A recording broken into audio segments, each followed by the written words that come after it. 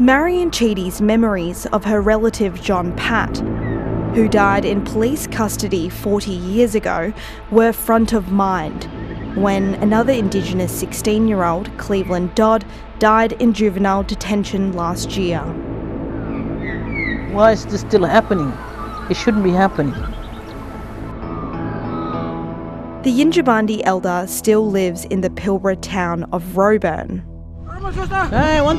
where John Pat spent much of his short life. I remember him as a very quiet young man, never to say much. It was the death of 16-year-old John Pat in this cell of the old police station lockup in Roebourne 4 decades ago that was a catalyst for the Royal Commission into Aboriginal deaths in custody. His name has become synonymous with Indigenous justice and relations with police. The teenager was arrested after a pub brawl between off-duty police officers and a group of men and died from head injuries. Police say they checked a little later and saw him sleeping. Sometime after 11 p.m, Pat was found dead. There were more than 300 recommendations from the Royal Commission. About a third have still not been implemented. Why isn't that being put into play, And Roebourne elders feel it's left a mark on the town. Little has changed. They always pray for you, what about you?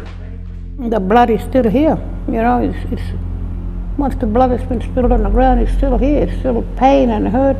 And there's still a deep-seated concern for the town's youth.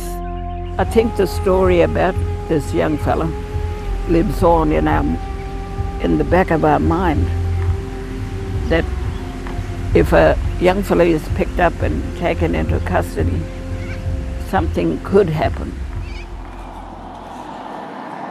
In a statement, police emphasised their ongoing work with young people in Roebourne to build positive relations, which service providers like Emma Dumbrell Hey guys. Hello.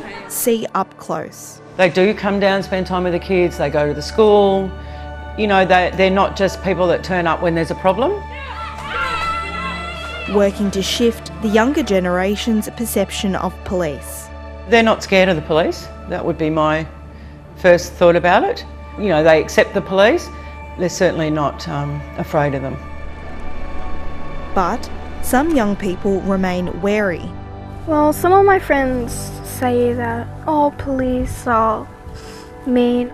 Sometimes I agree with them, but not all the time, because all they're doing is just helping us. Elders like Marion Cheaty can see green shoots, but want police to do more. The kids know them, the adults, we don't know them, so they need to be out there in the community a bit more and say, I know you, hello.